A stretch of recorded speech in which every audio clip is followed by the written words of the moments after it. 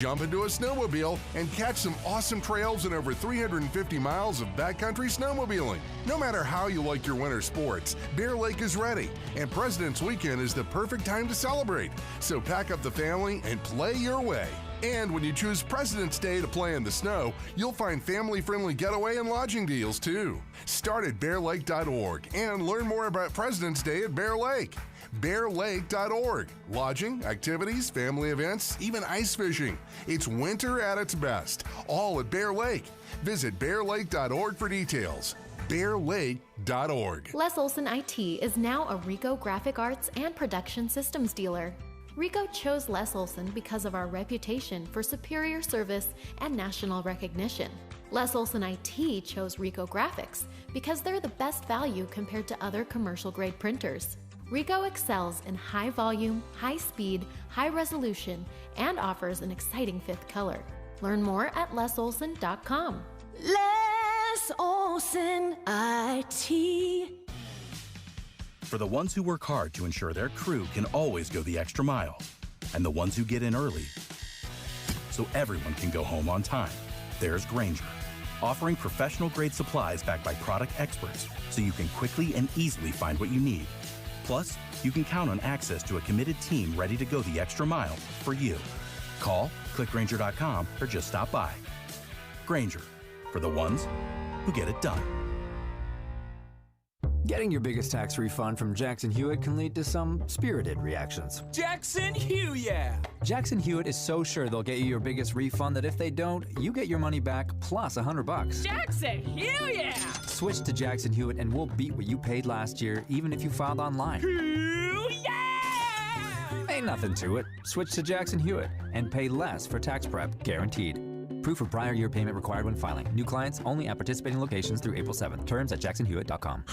The life of a small business owner. Keeping the lights on, calling all the shots. And then there's workplace accidents. 500-degree ovens, rusty nails. Danger lurks around every corner. Workplace accidents can happen, but there is an easy way to keep your employees covered.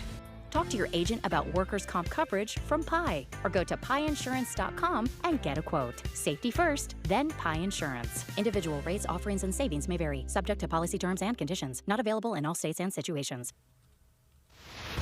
Traffic and weather together brought to you by Sinclair's DinoPay app. Save up to 20 cents per gallon. Here's Michelle Rowe. Well, a heads up for drivers, we do have traction control devices required for Sardine, Big, and Little Cottonwood Canyons. All machines are discounted during the embroidery sale at Dave's Bernina in St. George and Provo. 48 months, no interest, and amazing buy a machine, get free offers. Great bargains on previously loved machines. I'm Michelle Rowe in the KSL Traffic Center. And along with the snow we're seeing in the mountains this afternoon, we could see some valley showers. Saturday will be dry, but we could see more rain on Sunday. And right now, 46 degrees, cloudy. I'm Dan Bomas from the KSL Common Spirit Health Studios. Listen online at kslnewsradio.com. We're Utah's news, traffic, and weather station. Inside Sources. Inside Sources. America's voice of reason. Boyd Matheson on Utah's home for elevated conversation. Inside Sources on KSL News Radio. It was just over a year ago, President Joe Biden and many in Congress were calling to ban TikTok due to its ties to China and a whole laundry list of national security concerns. 1 year and lots of lobbying dollars later, the President of the United States joined TikTok and kicked it all off on Super Bowl Sunday. But beyond that particular headline, it wasn't the only China-connected and deeply troubling ad that appeared during Super Bowl Sunday. Let's begin. Think you know the news of the day? Think again with Boyd Matheson on KSL News Radio. President Biden clearly raised some eyebrows over Super Bowl weekend, joining TikTok, and not just joining, but going in a big way, despite having called for it to be banned or sold off because of those deep ties to China and, of course, a host of other things that go underneath that from a national security concern. But on Sunday, there was another one that a lot of people didn't quite make the connection in terms of how it relates to China and a whole lot of really bad practices, human rights issues. But someone who did have their eye on the ball, as always, Representative John Curtis has been watching closely and actually is introducing some new legislation around this very issue. And he joins us on the line. And Representative Curtis, first, tell us, what was it that we were watching on Super Bowl Sunday that probably no one connected the dots that this has a real human rights issue too? Well, first I have to confess, as I was watching the Super Bowl to see these ads, but I was. And what caught my attention were these ads from Temu, which is Chinese, and it seems very clearly Chinese. And it was kind of one of these things that, like, wow, that sounds really too good to be true, what they're advertising. And if you look under the hood, it really is too good to be true. And I felt like we needed to do something about it. So Monday morning, my staff was already on it, working on an idea. And the bottom line for your listeners is that it's very clear that Temu uses some practices that we wouldn't approve of here in the United States. And one is that some of these products are coming from forced labor. And another is that they're skirting our tariff laws by the way that they're bringing these products into the United States. Yeah. And so let's unpack that a little bit for our listeners. So I think everyone will start connecting the dot. Temu, we saw a lot of those ads during the course of the Super Bowl. So yes, I'm confessing as well that we did dial in. But there are some real serious things, both in terms of just some allegations in terms of forced labor, some things that the House Select Committee on China has found. And so just kind of walk us through all of those components of what is this company and where are those trouble spots? Well, Amazon's not going to like the comparison, but just for simplification, it's the Amazon of China, which of course there's nothing wrong with that. But the problem is where these products and goods are coming from. And as you mentioned, the House Select Committee issued a report detailing that they were coming, at least a fair number of these products were coming from the Uyghur forced labor program in China. And I think Americans, that we all like a good deal, but I think if they knew that, they would be very upset that these products were being advertised and sold and purchased here in the United States. So our bill is called the No Forced Labor on TV Act, and you'll have a little smile if you use the acronym. It's the NFL on TV Act. No forced labor. Sorry, NFL. But what we're trying to do is make sure that with their advertising forced labor products, that it's labeled as deceptive practice, which would then allow the FTC to ban them from advertising on U.S. TV. Yeah, and I think that is so vital that we get to that portion of it. And bonus points to your staff on the naming structure there for the No Forced Labor on TV Act. I think that's a good thing. But talk to us just a little bit. You've been focused on the Uyghur population in China. It is a horrible plight. But give us, just for our listeners who aren't following this as closely, give us some sense of that and the fact that they're being forced to do this labor and then these things are being sold here in the United States. It'll break your heart, and this is going on in our world in this day. I mean, these are things that you think went on in ancient history, and it's not. The Uyghur, the Muslim population in China, and they forced them into labor camps, re-education camps, the forced sterilization. Both the Trump and the Biden State Departments have categorized it as genocide. I mean, it is that level of seriousness. And it's right underneath our eyes happening in China. And what a lot of Americans don't realize is that we're subsidizing that when we buy these products and services from that region. And it's really unfortunate and something that I'm just absolutely committed to stop. As you know, there's a warrant out for my arrest in China because I've been pretty tough on them on these types of issues.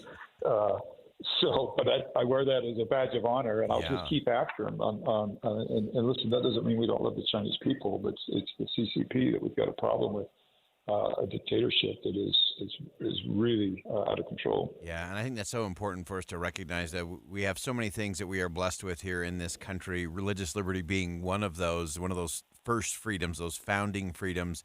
And here you have this Muslim population, the Uyghurs in China, genocide, forced labor, sterilization. It is heartbreaking, and you've been a great voice for them and for that movement, and one that we hope will continue as well. So as you look at this particular portion of it with this Forced Labor Prevention Act, give us kind of the process moving forward. What comes next, and what are we likely to see? Right. So we have actually dropped the bill. I think I'll get a lot of support and help with this bill. This should be a good, a bipartisan issue. Certainly, the awareness of just dropping the bill for Utahns and for us in the United States to be careful with this new app. It's the fastest growing app on Apple's platform, millions of downloads. And somebody told me they're already doing about 75% of business of a target. I mean, it's growing that fast here in the United States. And, we can't turn down a good deal. We all like a good deal. And so it's attracted a lot of people's attention. But there are some serious problems, and people should be very well aware if they're buying products there that one of them is that they very likely could be buying something that was made with forced labor. Yeah, and that is the thing for all of us to be aware of. Again, it's Temu. It's TEMU.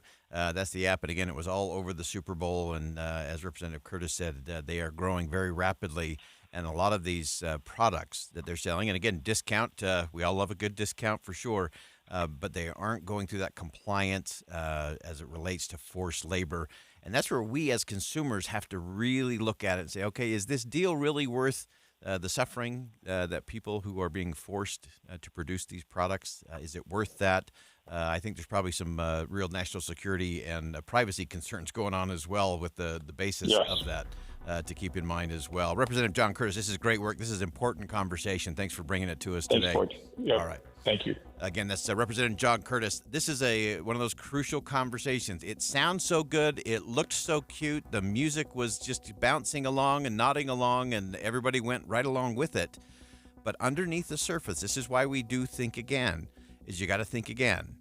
It may be a great deal. It may give you a cheap product, but at what cost? And as we continue to let things happen, whether that's the Uyghurs who are being forced to do a lot of this labor, whether it's allowing China and the Chinese Communist Party to drive a lot of these things and collect a lot of your data, by the way, we have to get to all of that. We got to think again about things that look nice on TV or on our screens, but might be hurting entire populations on the other end.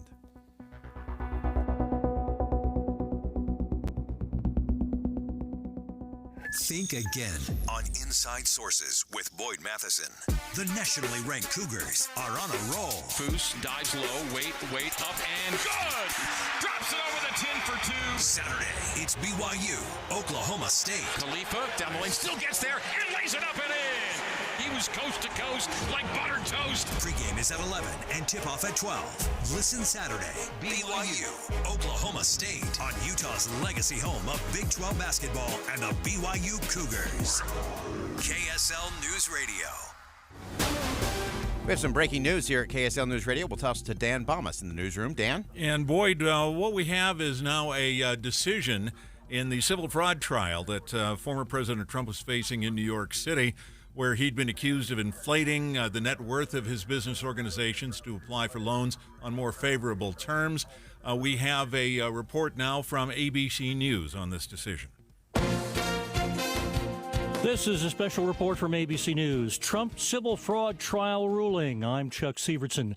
Judge Arthur Engoron in New York City has issued his ruling in former President Donald Trump's civil fraud case. The judge says the Trump Organization must pay back to the state of New York over $354 million.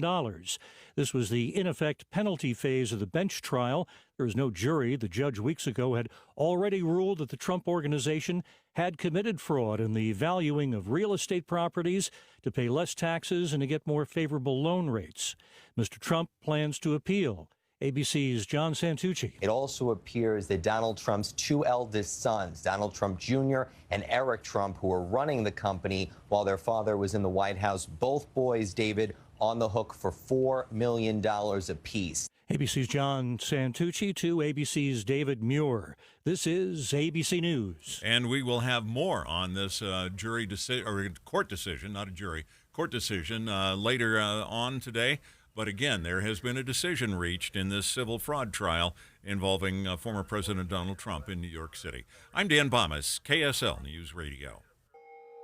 The Utah Department of Health and Human Services wants to make sure people in Utah can live safe and healthy lives. To do that, they need to understand which services people can access in their communities and what barriers they face to accessing services where they live. For this survey, they want to hear from people in Utah, specifically people older than 60, adults with disabilities of any kind, or caregivers and service providers of older people or adults with a disability. The results will be sent to the Division of Aging and Adult Services so they can better meet the needs of people across the state of Utah.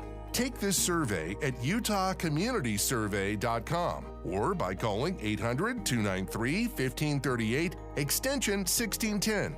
All information will remain anonymous. Again, that's utahcommunitysurvey.com or 800-293-1538, extension 1610. 800-293-1538, extension 1610. In order for small businesses to thrive, they need to be smart, efficient, savvy, staying ahead of the market at every turn, finding ways to do more with less, and taking advantage of every opportunity that comes their way. That's why Comcast Business is introducing the Small Business Bonus. For a limited time, you can get up to a $1,000 prepaid card when you switch to Comcast Business, the company with the largest, fastest, reliable network. So if you're a small business owner, don't wait. Call or go online to learn about the $1,000 bonus today. Give your business a head start in 2024. Get started with fast speeds and advanced security for $49.99 a month for 12 months with a 2-year agreement. Call or go online to switch today. Ends 2/21/24. Restrictions apply. New customers only with 50 megabits per second internet and security edge. EcoBill and autopay required. Equipment, taxes, and fees extra. Prepaid card offer requires premium internet. I'm Jason Walton. In business, I mentor hundreds of Utahns as they pursue their American dream. The same dream career politicians treat with contempt. They send our money to our enemies abroad while shortchanging our veterans at home. It's not right. They're letting drug cartels escort criminals and terrorists across our border. It's time to stand up. So I'm running for the United States Senate. Stand with me.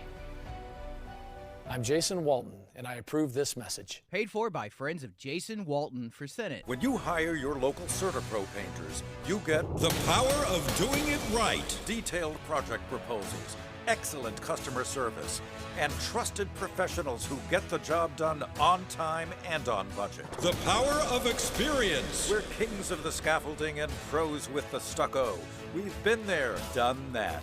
Get your project started at CertaPro.com and get the power of pro. Each CertaPro painter's business is independently owned and operated. Getting help with electrical repairs is easier than you think. All you have to do is call Any Hour Services or schedule an appointment at anyhourservices.com. No one helps more homeowners than Any Hour Services. There are two amazing productions, very different productions, on the stages right now at Hale Center Theater. One is Clue, that I thoroughly enjoyed. It is a madcap comedy, and as I mentioned, it has the greatest death scene I have ever seen on the stage. Then down the hall in the theater in the round, it's Fiddler on the Roof. It is breathtaking. You are going to love both productions that are underway right now at Hale Center Theater, but there's so much more to come. May We All, a country musical, is coming up next. Then The Time Machine, The Nutty Professor, The Addams Family, which is wonderful, and The Magician's Elephant Plus. The season wraps up just before the Christmas production of A Christmas Carol,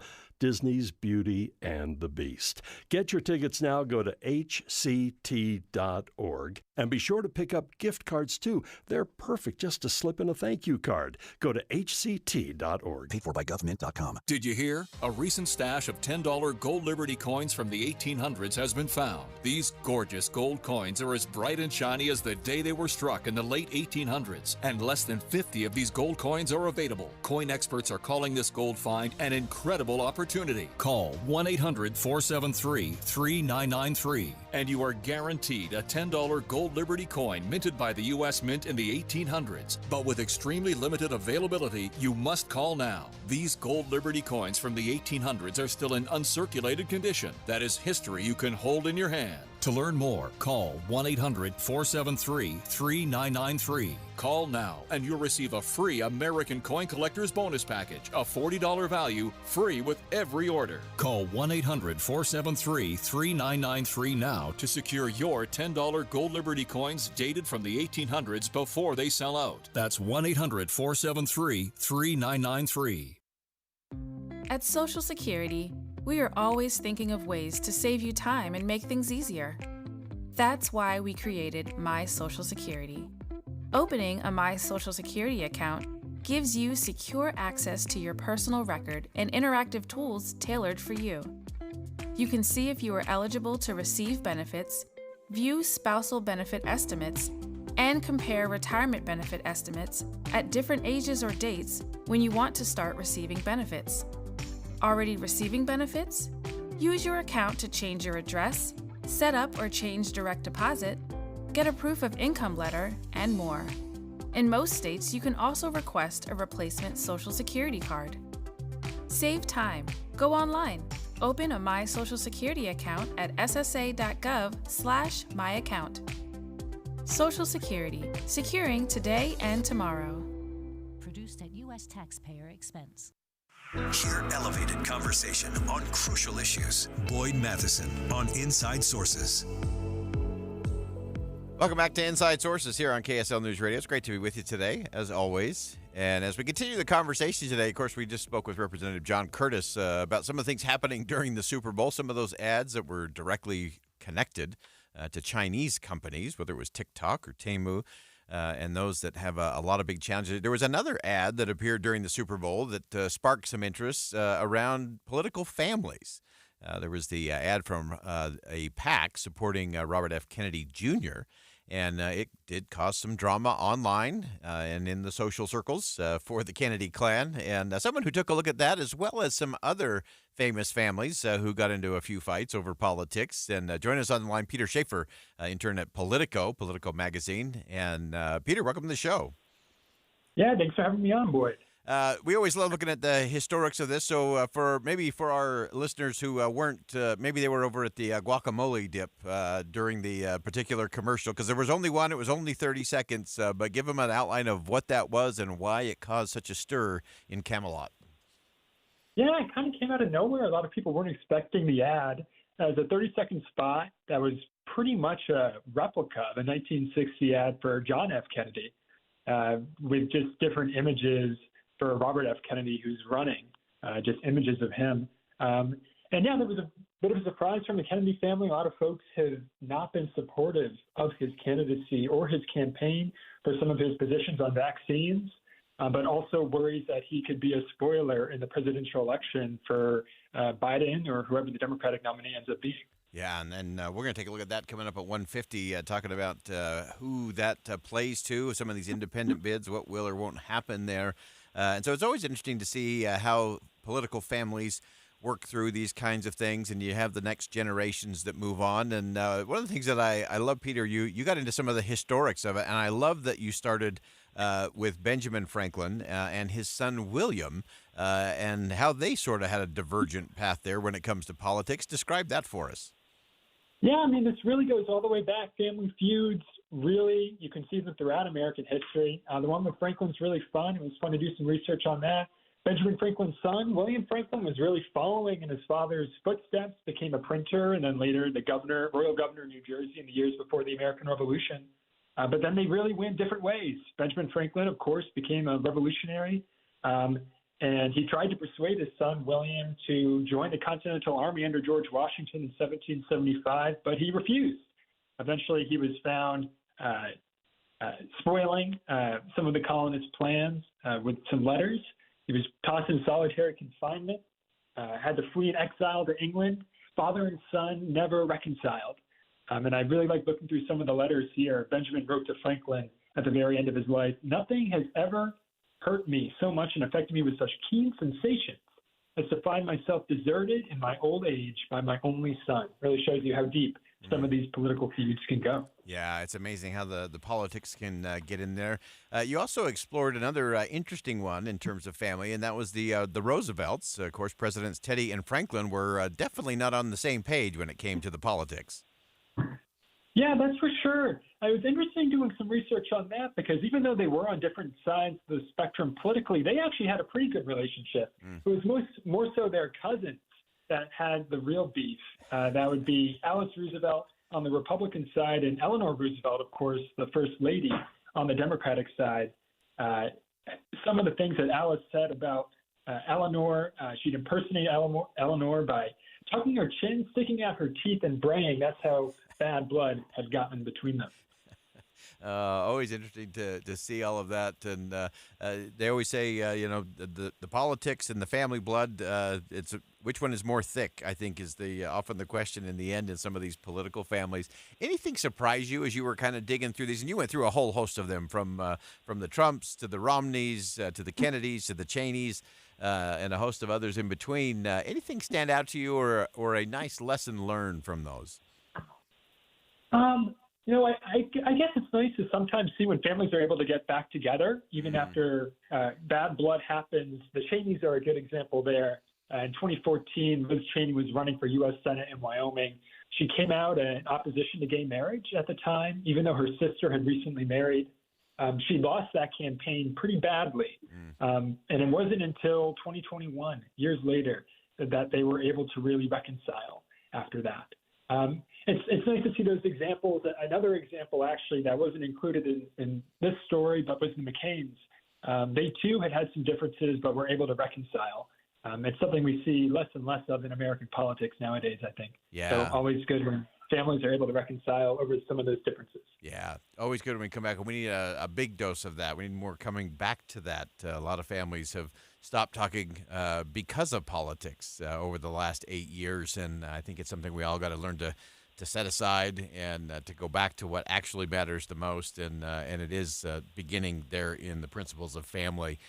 Peter, thank you so much for joining us today. Great piece at Politico Magazine, and a great read and a great way to roll into the weekend. Thanks so much for joining us today. Of course. Thanks for having me, Boyd.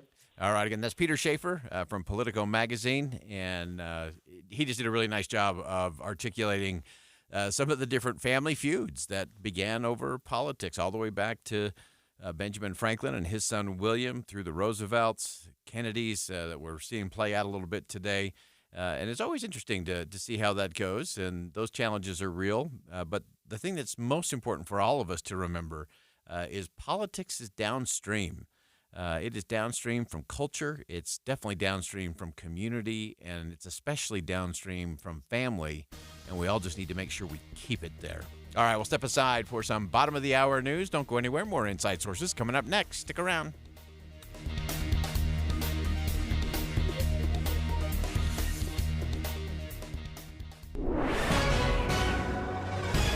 It's 1:30 at KSL News Radio. I'm Dan Bomas. KSL's top story this hour.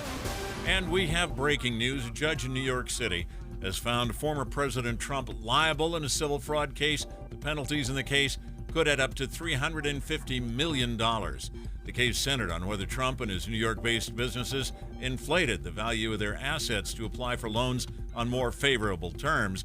ABC News' John Santucci says this decision affects Trump's family as well. It also appears that Donald Trump's two eldest sons, Donald Trump Jr. and Eric Trump, who were running the company while their father was in the White House, both boys, David, on the hook for $4 million apiece. And the former president has denied any wrongdoing. He is expected to appeal. Charges have now been filed in Wednesday's shooting at the end of the Kansas City Chiefs' victory celebration that left a woman dead and about 24 more injured. ABC's Alex Stone reports. Two juveniles, as Jackson County, Missouri Family Court is describing them without giving their ages, have now been charged and are detained at the Juvenile Detention Center in Kansas City on gun-related and resisting arrest charges. The court saying more charges are expected. Because they are minors, nothing involving them will be open to the public. The exact charges and names are not being released. Alex Stone, ABC News. A third person arrested has been released after police determined that he was not involved. Your money at this moment, the Dow Jones average down on the day now, 78 points. The NASDAQ is down right now, 92 points. And just ahead, it looks like kind of a damp Friday, but a dry Saturday. That's next. KSL News Time, 1:31. You know what's great about KSL's traffic coverage? Trained traffic reporters and real listeners. Trading information and making the commute safer and faster for everyone. Every 10 minutes on the 9s, we have you covered on KSL News Radio. With interest rates coming back down, I bet the real estate market will pick back up in 2024. We're already seeing that, Tim. Yeah. But it doesn't really matter how the market is doing when you have the right team. So if you're looking to sell your house, now you want to downsize or you need more space, you need the Stern team. The Stern team has taught us, I can think of a handful of things that I would worry about if I was buying or selling, but there are 100 details that are involved in selling a home, and they have lots of people that are handling every detail so nothing falls through the cracks. And they have so many different options. I mean, I worked with Cammie there at the Stern team, and she was awesome. But if you need an instant cash offer, you can do that. If you need to buy before you sell, you can do that. They have flexible fees. They also have people that they represent that are looking to buy a home, so maybe they can make that perfect connection within the Stern team. So don't put off selling your house or buying a house because you think the market isn't just right. The market is right with the Stern team. Go online to sternteam.com or just Google the Stern team. Give the star in your life the brightest gift in the world. Name a star after them. This is Rocky Moselle with International Star Registry. For $59 and a call to 800-282-3333 or visit starregistry.com, you can name a star for birthdays, weddings, or even memorials. Over 45 years, we have named millions of stars for celebrities and individuals from around the world. The star you name will be recorded in book form in the U.S. Copyright Office. Visit starregistry.com or call 800-282-3333. Give the star in your life the brightest gift in the world. Name a star after them. This is Rocky Moselle with International Star Registry. For $59 and a call to 800-282-3333 or visit starregistry.com, you can name a star for birthdays, weddings, or even memorials. Over 45 years, we have named millions of stars for celebrities and individuals from around the world. The star you name will be recorded in book form in the U.S. Copyright Office. Visit starregistry.com or call 800-282-3333. Steve, you and I shopped for groceries for the first time at the Layton store of NPS, a nice place to save. We were blown away by the selection they had. You know what's interesting about that is that it's a smaller area. Like your regular grocery store is massive, but they had everything I was looking for. I couldn't believe it. Well, I got home and my wife had gone to the regular store.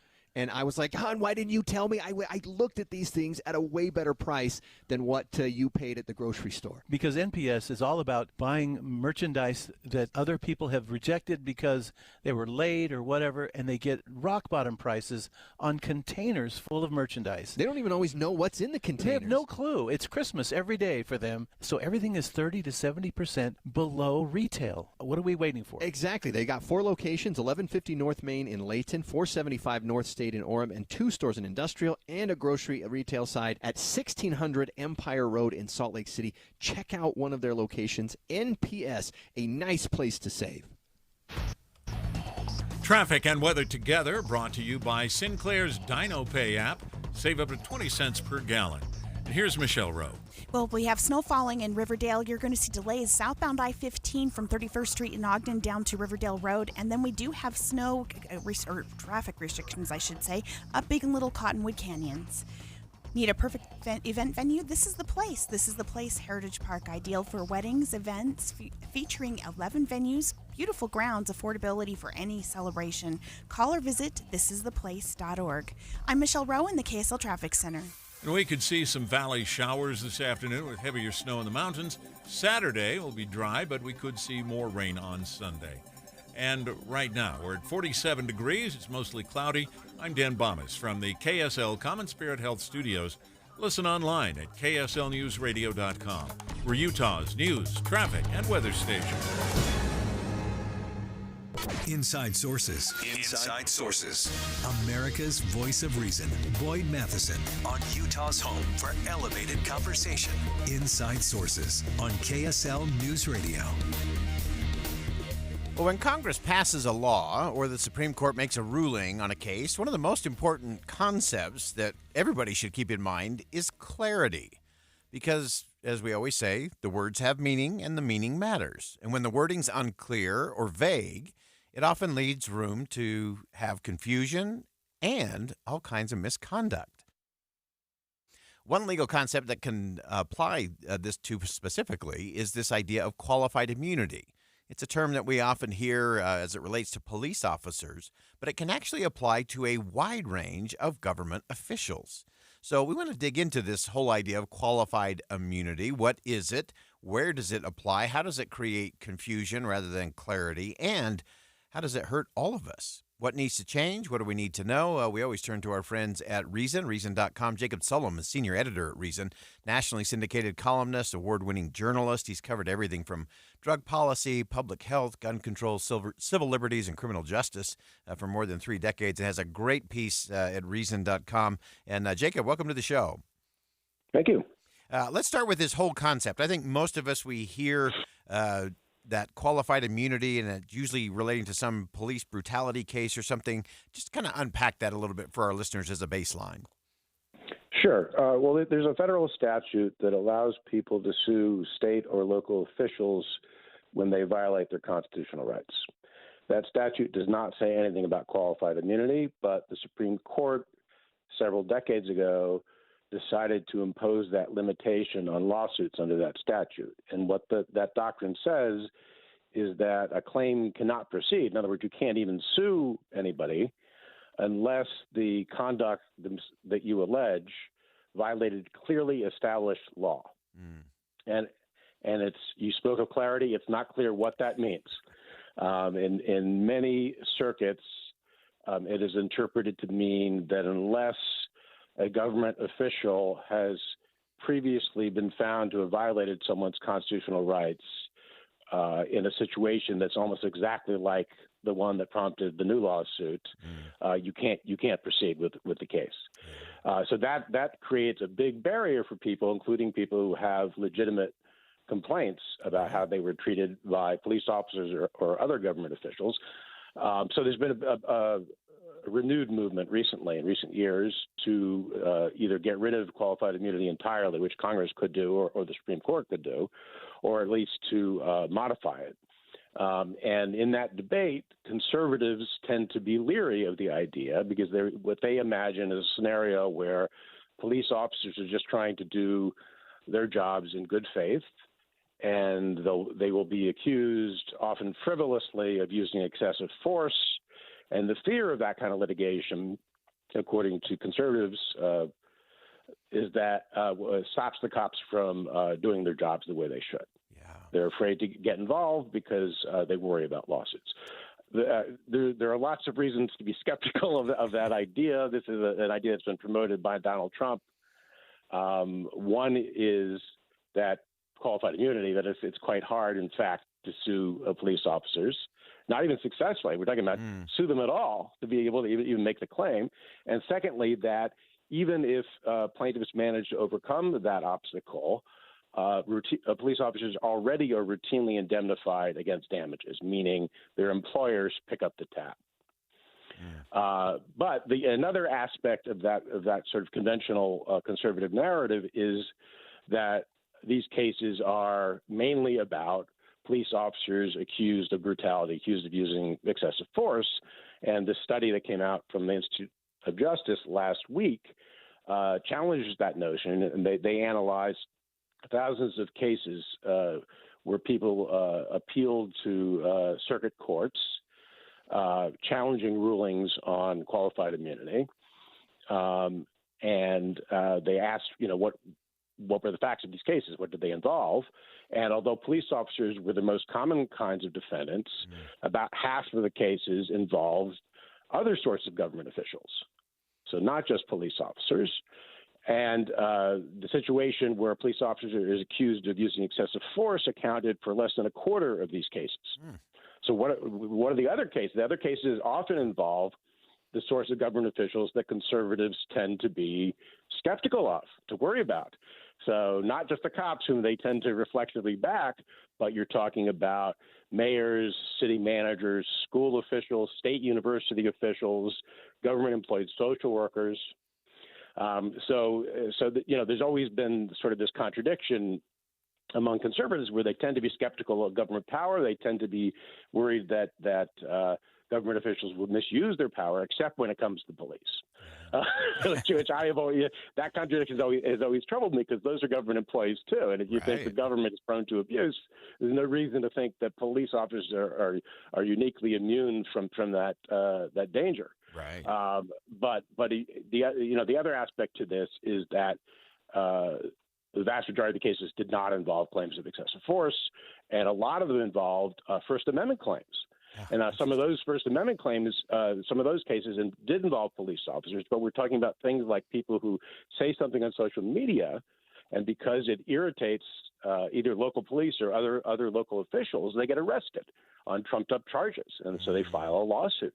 And in that situation, conservatives should be able to easily imagine that they could get in trouble for stuff they say online that irritates somebody, right? Something that's controversial. So they have reason to be concerned about that. You've got other cases involving, universities that try to squelch speech that university officials disapprove of, right? So they may have speech codes. They may take disciplinary actions against students or against faculty because they say politically incorrect things. Obviously that's a situation where conservatives would tend to be alarmed, but that's the kind of situation where you can file a lawsuit under this federal statute. Yeah. You also have cases which you hear about from time to time involving state-employed social workers who take away people's children for reasons for no good reason, in essence, because of an imagined neglect or abuse that didn't really exist, and parents may be separated from their children for months or longer, and conservatives tend to, rightly get indignant about that sort of thing. Yeah. But these are also cases where qualified immunity is a barrier to not even to recovering damages, but to even being able to make the claim. Just to get it right. Yeah. So I think it really complicates the story about qualified immunity, and we shouldn't just be thinking about police officers who are accused of using excessive force, but all the other situations where police officers and lots of other kinds of government officials violate people's constitutional rights. Yeah, great perspective. This is one of those think again moments. Again, we often hear that term, qualified immunity. We think police brutality. There's a host of other things. And across the political spectrum, there's things that everybody ought to think again about when so many of these things lack that precision or clarity that you point out in your piece. Great perspective. Everyone should check that out. Jacob Sullum, senior editor at reason.com. Jacob, thanks for joining us today. Sure, thank you. All right, we'll step aside for a quick break. We'll come back with Inside Sources, inside look at presidential politics coming up next.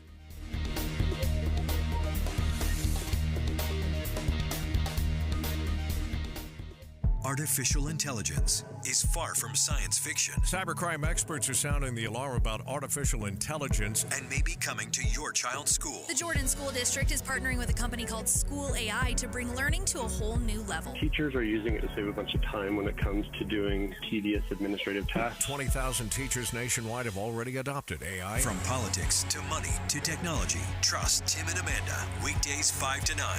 They have you covered on KSL News Radio.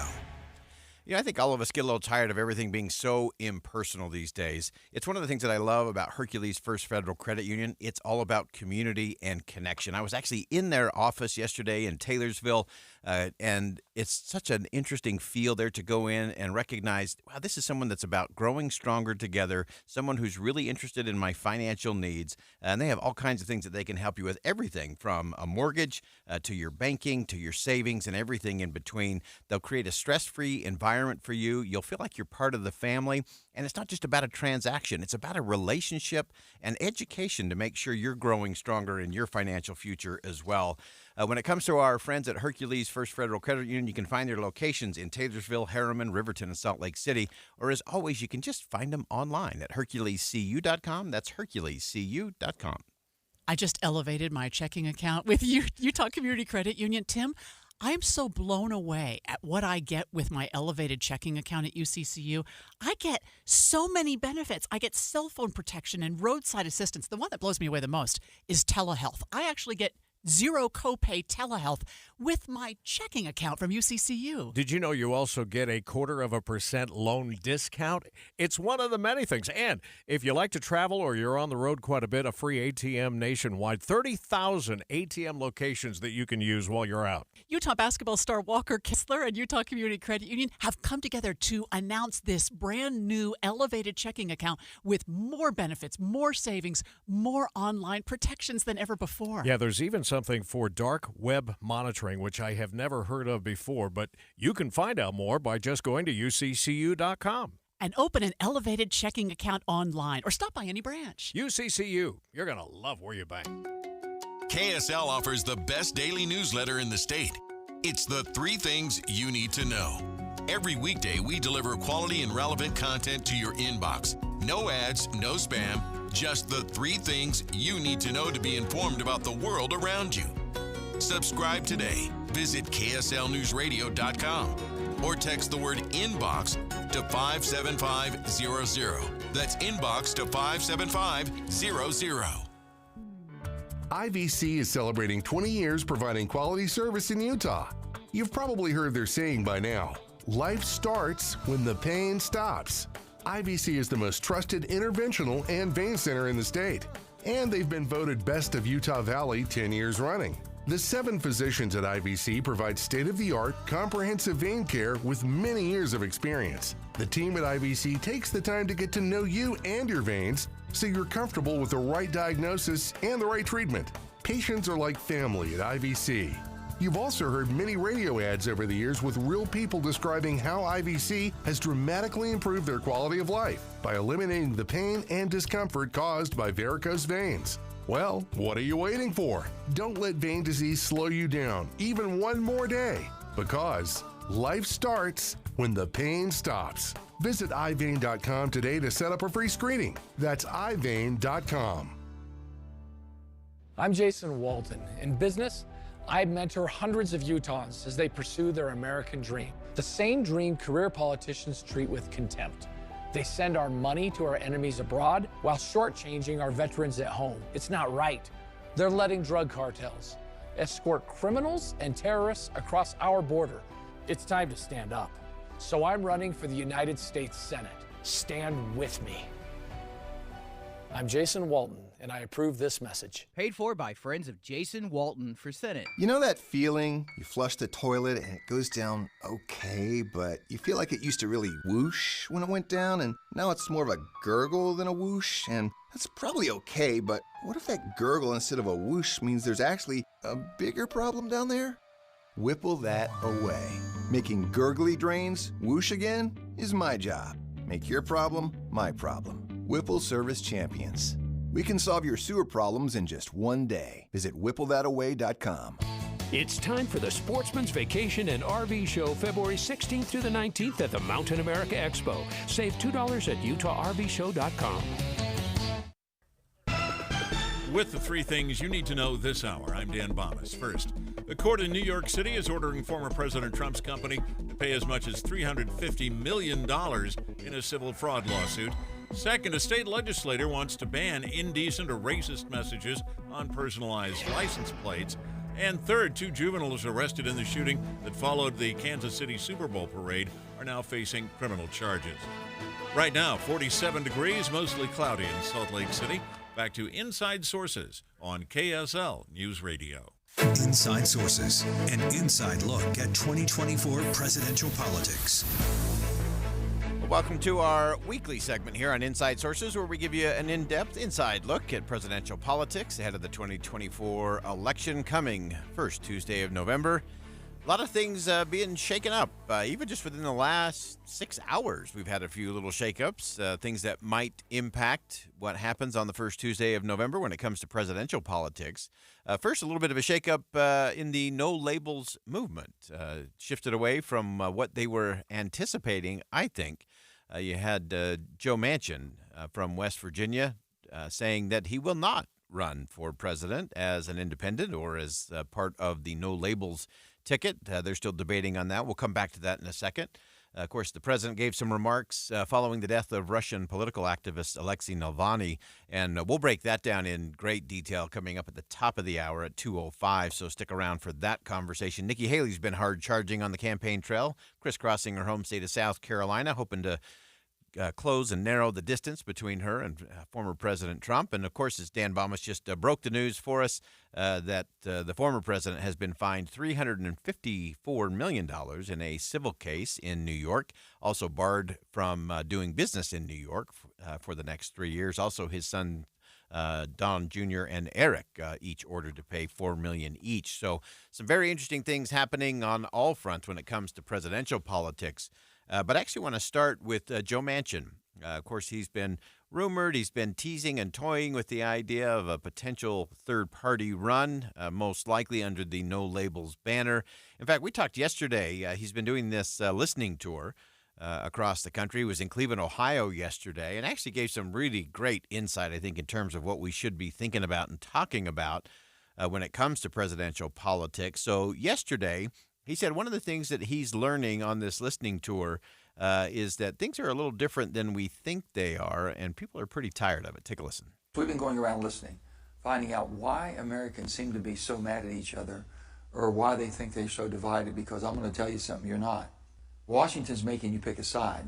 They've weaponized the political process. It's not supposed to be that way. But it's gotten to the point now that if you're on one identification or the other side must be your enemy. The more we keep talking, the more we keep hearing, people don't want that. They feel homeless and helpless because it's not the grand old party they belong to, or it's not the good, responsible, compassionate Democratic Party they belong to. They just don't recognize it anymore. And so what do you do? Where do you find that middle? How do you bring people back? So really interesting as you start to break this down. I think Senator Manchin got it absolutely right, that the political system, the two political parties, has weaponized everything in Washington, D.C., convinced us that there's only two choices, and it's the ultimate fake fight, false choice scenario that we keep being served up. So Senator Manchin said, look, people are telling me they're not that divided. People are telling me they like their neighbors, that they do get things done in their community. And yet everybody feels like they're so disconnected or so far apart when it comes to politics. And that's just wrong. The sad part of the program is that this morning, Senator Manchin said, nope, I'm not going to run for president under a No Labels banner. It will be interesting. I haven't really seen anything yet. Not a lot of rumblings. I've been reaching out to some of my contacts inside of No Labels to get a sense of what does this do to their movement. They have made a decision. They made this decision last year, actually, that they wouldn't announce a presidential ticket until they got to Super Tuesday. So that's March the 5th, coming up pretty fast. And now with the absence of a Joe Manchin as a potential lead name on the ticket, you've also had Governor of Maryland decided to run for the United States Senate instead of being part of a no-label ticket. So it'll be interesting to see what their strategy is and how that turns based on who you can actually put on the ticket, because that will actually matter in the end. Now, President Biden, on his political side of things, really a mixed bag this week, and a mixed bag just within the last couple of hours. The first part of President Biden's speech regarding the death of Alexei Navalny was excellent. I give the president high marks. It was well crafted, it was sincere, it was meaningful, it was impactful, and he should have stopped right there. But he didn't. He couldn't step away from the politics, and here's where the conversation went. You know, we have to realize what we're dealing with Putin. All of us should reject the dangerous statements made by the previous president that invited Russia to invade our NATO allies if they weren't paying up. He said if an ally did not pay their dues, he'd encourage Russia to, quote, do whatever the hell they want.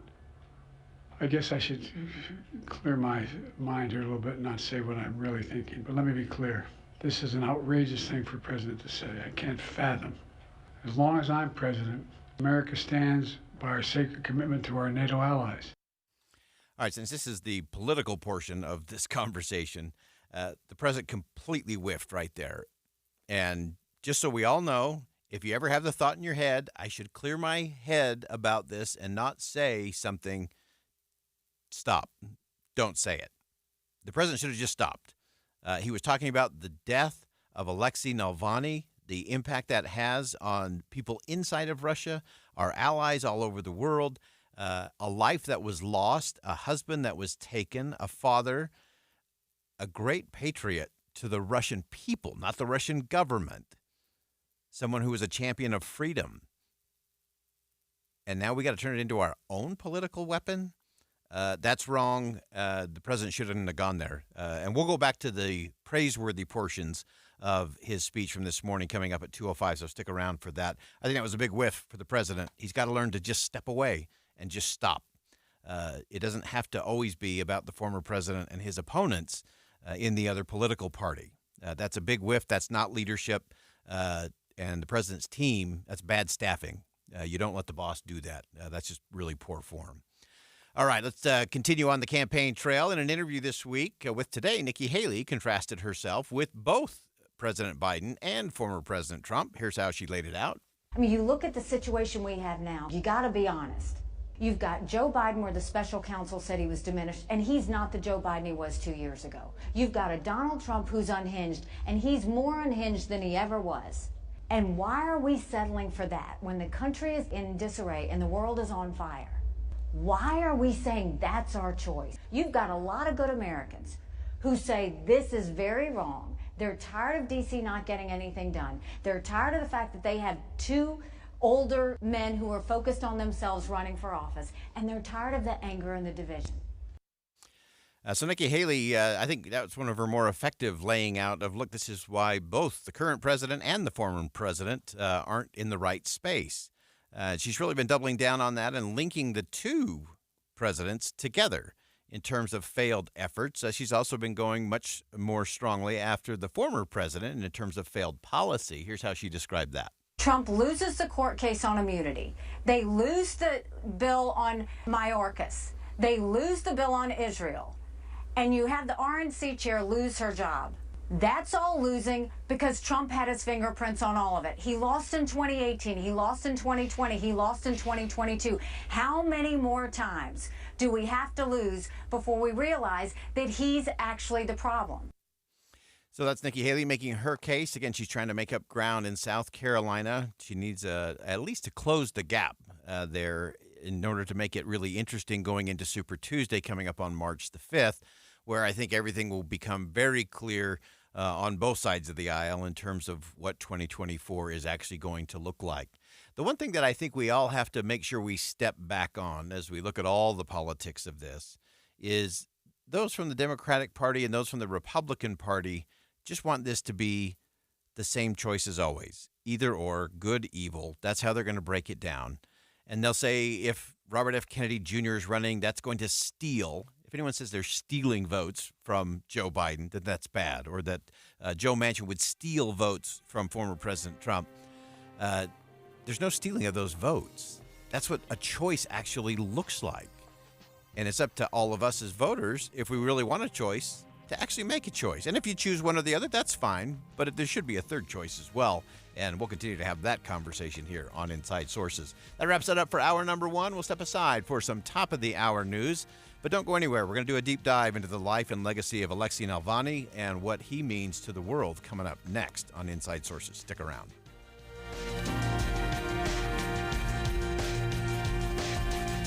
KSL FM Midvale. KSL Salt Lake City. From the KSL Common Spirit Health Studios, this is KSL News Radio.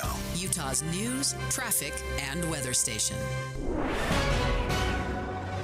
It's 2 o'clock at KSL News Radio. I'm Dan Bomas. KSL's top story this hour. Former President Trump has been ordered to pay as much as $350 million as the penalty in his civil fraud trial. A judge in New York City issued that decision this afternoon. ABC News contributor Asha Rangappa says that's not the only penalty he's facing. On the first count, the judge already ordered his corporate certificates be dissolved. So he's already had to face what is known as the corporate death penalty. Trump's sons, Eric and Donald Jr., are also facing multi-million-dollar sanctions in the case. Utah lawmakers are working again on a bill related to banning abortion, but this new proposal would actually walk back a bill passed last year that was immediately challenged in court. KSL News Radio's Amy Kobabe explains. Utah passed a ban on abortion clinics last year, but it never went into effect. A judge halted the law while a lawsuit works its way through the courts. So Representative Carrie Ann Lisenby is now working to essentially remove that ban. The goal, she tells the Deseret News, is to try and simplify things for the ongoing court case. And she mentions that she wants the courts to instead focus on Utah's trigger law. So essentially, so that law could go into effect, but the two are not connected. Lisenby's new bill was just unveiled last night. Your money at this moment, the Dow Jones average continuing a slide through the afternoon, down 145 points right now, while the NASDAQ at this hour is down 130 points. And just ahead, we'll be looking at KSL's weather picture. Right now, we're seeing snow in some areas of northern Utah. We'll take a look at that next. KSL News Time 2:01. We hope you have the right app on your phone for news. You probably have dozens. But the KSL News Radio app, well, it makes our live stream super easy. Plus, our talk shows are right there as podcast for your workday. That's the app for KSL News Radio. Hi, this is Scott Trout of Cordell & Cordell. If you're a dad who is facing divorce, there are extra layers of stress that may include stereotypes and assumptions. No two situations are the same. Our legal experience and dedication prepare us for whatever legal challenges we face together. You need a partner you can count on. For more than 30 years, Cordell & Cordell has represented men in divorce. Offices in Midvale and Clearfield. 1412 South Legend Hills Drive, Suite 200, Clearfield, Utah, 84015. Online at CordellCordell.com. Hey everyone, it's Joe Montana. Spreading the word about pneumococcal pneumonia, a potentially serious bacterial lung disease that can be life-threatening. If you're 65 or older like me, you're at increased risk. So, what's the game plan? A strong defense. Pneumococcal pneumonia can strike at any time in any season, so you shouldn't wait to help protect yourself. Talk to your doctor or pharmacist about vaccination today and learn more at knowpneumonia.com. That's KNOW pneumonia.com. Sponsored by Pfizer. If you've ever set New Year's resolutions before, you know how difficult it is to follow through because you have to wait to see the results. What's up, everybody? I'm Mike Wilson with Any Hour Services, and in honor of your New Year, New You resolutions, Any Hour Services is having our New Year, New System sale. From now until the end of February, Any Hour Services will give you $2,024 off a new furnace and air conditioner, and you don't have to wait to save the money. You get $2,024 off at the time of purchase. The only thing you have to do to qualify for our New Year, New System sale is call Any Hour Services and schedule a free estimate. When you call, there's no obligation to buy. Just schedule a time to meet that works best for you. Let me say that again. From now until the end of February, when you have Any Hour Services install a new furnace and air conditioner, we'll give you $2,024 off. Call Any Hour Services right now and schedule a free estimate. 801-443-7400. You can Google Any Hour Services. You can even schedule online at anyhourservices.com. No one helps more homeowners than Any Hour Services.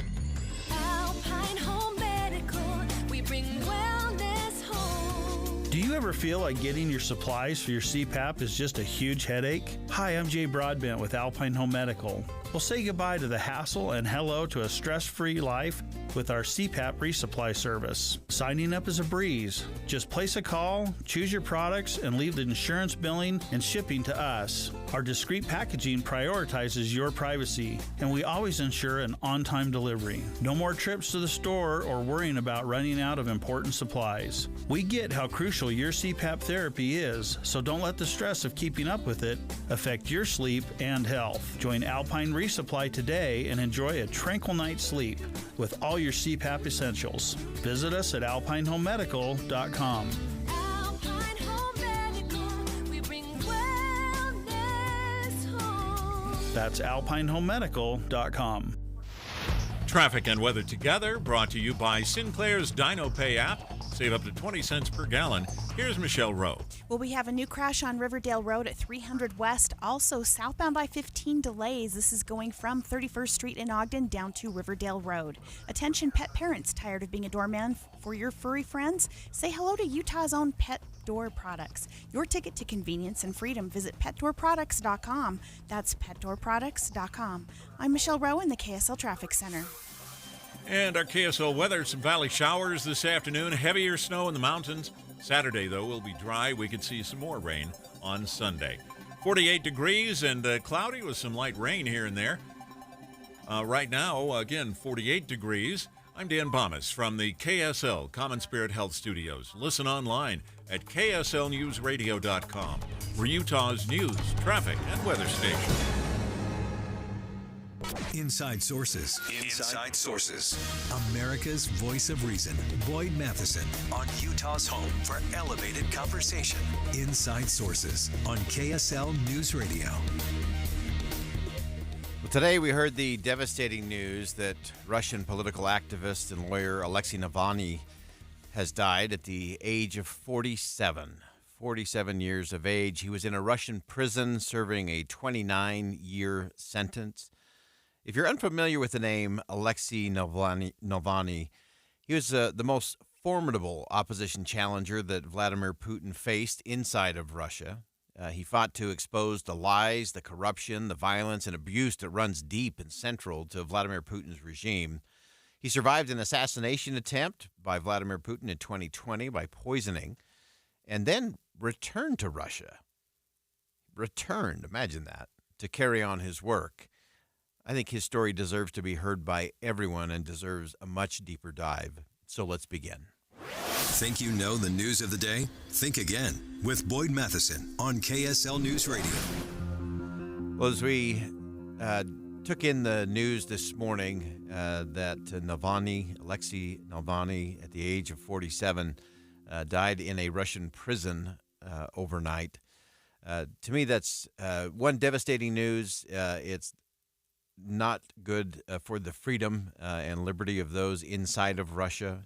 Clearly something that Vladimir Putin has on his hands, and that's been the reaction around the world today. We'll dive into that just a little bit deeper as we go. I think we need to explore and look at this extraordinary life and why it mattered and what the meaning is and the lessons it has for us right here at home as well as around the world. And again, he was someone who spoke out, something that is frowned upon by the establishment inside of the Kremlin, particularly Vladimir Putin.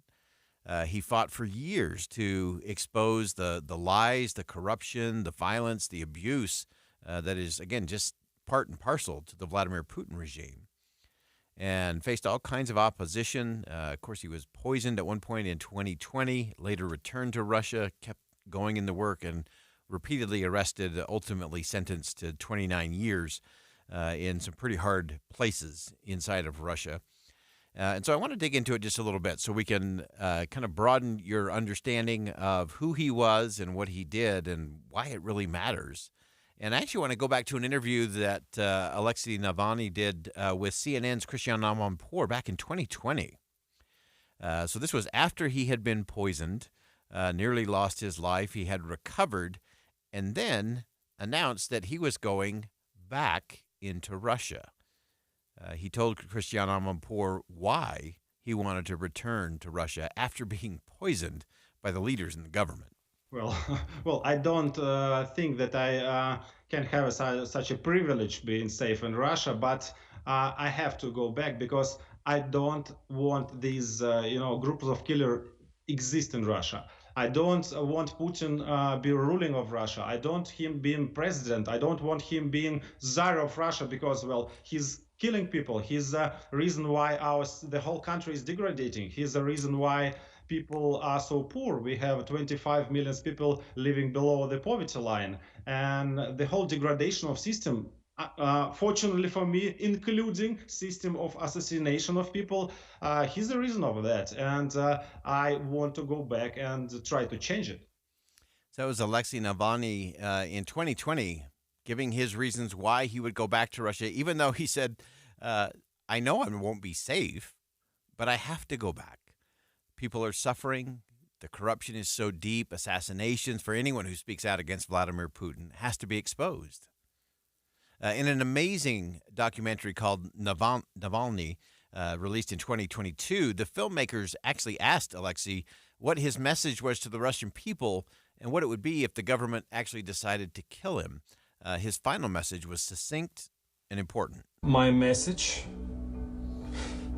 for the situation when I'm killed is very simple: not give up. Don't give up. Don't give up. And I actually want to read you the extended statement, a written statement from Navalny that he gave should he be killed, a statement to the Russian people. And listen closely to this. I think this is instructive and important for all of us. Alexei said, listen, I've got something very obvious to tell you. You're not allowed to give up. If they decide to kill me, it means that we are incredibly strong. We need to utilize this power to not give up, to remember we are a huge power that is being oppressed by these bad men. We don't realize how strong we actually are. The only thing necessary for the triumph of evil is for good people to do nothing. So don't be inactive. Again, you're not allowed to give up. That was his message to the Russian people. He knew, I think, at some point he was going to be killed by Vladimir Putin and those in power in the Kremlin. And so that was his message to the Russian people. You are powerful, and we have to stay engaged and active. And I think we can apply a lot of that right here at home, because it's easy for us to just disengage. But the fact that there's opposition lets you know how powerful you actually are. I think it's one of the ironic things about this talk of third-party candidates for president. Both the left and the right are furious, filing lawsuits, making it incredibly difficult. Why? Because they know that the voice of the people is powerful.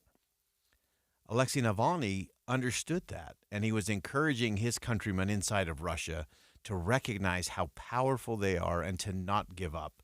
And to keep pressing forward.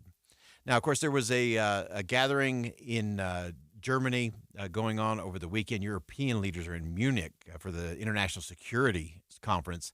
Alexei's wife, Yulia Navalny, is there. Here was her message following the announcement of her husband's death. I thought for a long time, is it worth for me to come here or to fly to my children straight away? But then I thought, what would Alexei do in my place? And I'm confident that he would be here. He would be on this stage.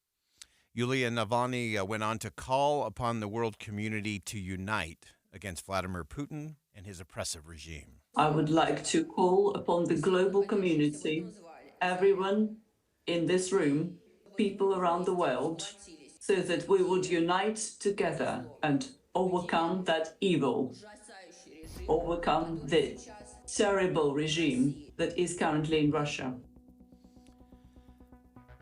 So that's the framing, the passing, the death of Alexei Navalny in a Russian prison at the age of 47. Again, a fierce freedom fighter, a formidable opposition leader against Vladimir Putin, who died in a Russian prison today. When we come back, we're going to stay with the conversation a little bit longer. I think the lessons are so important for us right here in our own community and country. We'll listen to some of the reaction from leaders around the world, including President Biden, President Zelensky of Ukraine, and others, as we dissected and looked at what is the real meaning of this and how do we all move forward and what does it mean to the future of freedom. Stick around. We'll be right back. Think again on Inside Sources with Boyd Matheson. Hi, this is Doug Wright. Everybody knows I'm a movie fan, but I have to tell you, when it comes to Fiddler on the Roof, I had never seen it before on stage. Hale Center Theater's production is spectacular, better than the movie. Absolutely loved it. And by the way, my wife is somewhat of an aficionado.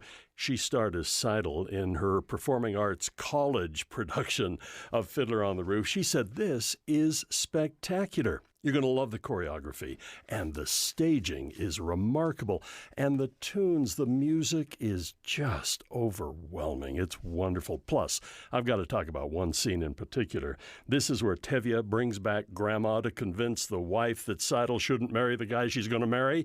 The use of the stage and the aerials is simply breathtaking. Don't miss Fiddler on the Roof. It's playing right now at Hale Center Theater. Pick up your season tickets, gift cards, and more. Go to hct.org. Some updates affect your commute. Emergency traffic due to a multiple vehicle crash. Other stories affect lives and safety. This helicopter is on its side. Propeller gone. When you're listening to KSL News Radio, you're getting the first information on the biggest stories. When it's breaking news, we have you covered at KSL News Radio. I lock up my Old Spice Fiji aluminum-free dry spray to keep that 24/7 lasting freshness safe for myself. Fresh coconuts, palm trees in the wind. It's like catching waves in Fiji. Actually, I just talked myself into a refreshing spritz of Fiji. My Old Spice is missing! No! Progressive presents Precious Moments. Nothing beats driving cross-country in our RV. This is so much fun, Dad. I don't even need to look at my phone. It's not the destination, it's the journey. Jinx! The exchange you just heard didn't actually happen, but it could. Bundle your home and other vehicles with Progressive and you could use the savings to make sure that RV is always ready to hit the road. Who knows, your teenager might actually put down her phone for 5 minutes. It could happen. Progressive Casualty Insurance Company, affiliates, and other insurers. Not available in all states. Do you hear that? If you're like many people, that's the sound of your money.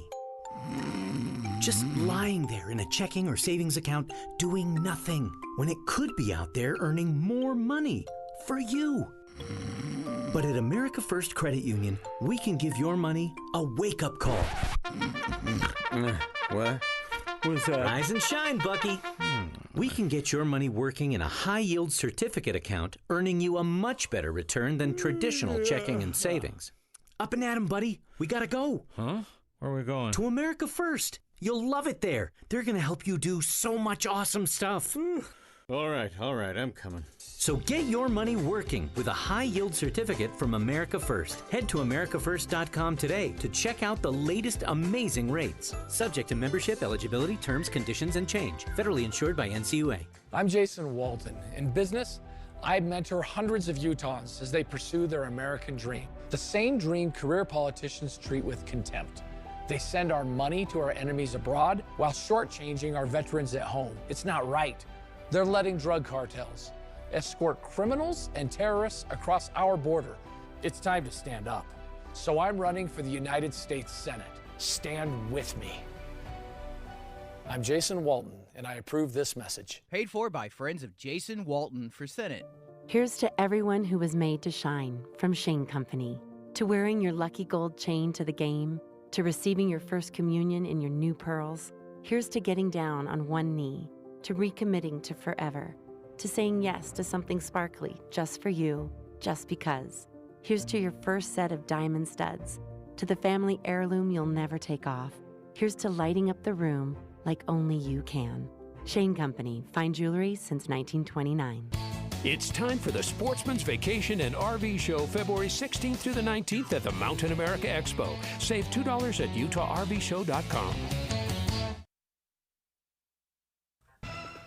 With the three things you need to know this hour, I'm Dan Bonas. First, former President Trump is now barred from operating a business in the state of New York. He's been ordered to pay $350 million in a civil fraud case. Second, Utah legislators are looking at changes in the state's abortion law even before it takes effect. And third, Democrats in Utah will soon be getting presidential primary ballots, even though there's no real contest for the party nomination. Right now, 48 degrees and cloudy in Salt Lake City. Back to Inside Sources on KSL News Radio. Get deeper insights on the news from Inside Sources. Welcome back to Inside Sources here on KSL News Radio. It's great to be with you today, as it always is. I am Boyd Matheson, and as we continue the conversation, we want to stay with the question as it relates to the death of Russian political activist Alexei Navalny. Died this morning in a Russian prison. Again, he was serving a almost 30-year prison term there inside of Russia because of his opposition to Vladimir Putin, because he stood up, because he ran against, because he tried to shine light on corruption within government. And when you have that kind of scenario play out, all of us should take note. This is not just about a journalist. This is not just about a politician. These are about the principles of freedom. And we need to really take a close look in terms of what this means and in terms of Vladimir Putin and his power. I don't think it's an accident that Navalny was died at the hands of the Russian government. We don't know exactly how that all took place, but it is very clear, unequivocal, that Vladimir Putin is responsible for the death of Alexei Navalny. And interestingly, it's a month, just 1 month before Vladimir Putin will stand for election to a 5th term as the leader of Russia. And as most authoritarian regimes do, I predict he will win with about 90+% of the vote, which we know is an impossibility in any country, regardless of what's going on. But that tends to be how dictators win elections. They say it's 90+%, and then they go after the rest. But I want to go to some of the national and international reaction to his passing, starting earlier this morning with Vice President Kamala Harris, was in Munich, again, with a lot of those European leaders. She gave her reaction to the news of Alexei's death. We've all just received reports that Alexei Navalny has died in Russia. My prayers are with his family, including his wife Yulia, who is with us today. And if confirmed, this would be a further sign of Putin's brutality. Whatever story they tell, let us be clear, Russia is responsible. Clearly, Russia is responsible. This is part of Vladimir Putin's brutality, and there should be no equivocation on that, no hesitation on that. It's very clear. The interesting thing, of course, President Biden has said that if anything were to happen to Alexei Navalny, that there would be dire and severe consequences. It will be very interesting to see what the president does as a response to this. Ukrainian President Volodymyr Zelensky was also there in Munich for the security conference. He said this upon hearing the news. We have just learned, as Mr. Chancellor has just said, that Alexei Navalny has died in a Russian prison. Obviously, he was killed by Putin, like thousands of others who have been tormented, tortured, because of this one person. Putin doesn't care who dies, as long as he retains his position. And that is why he must not keep anything. Putin must lose everything. He must not retain anything and must be held accountable for what he has done.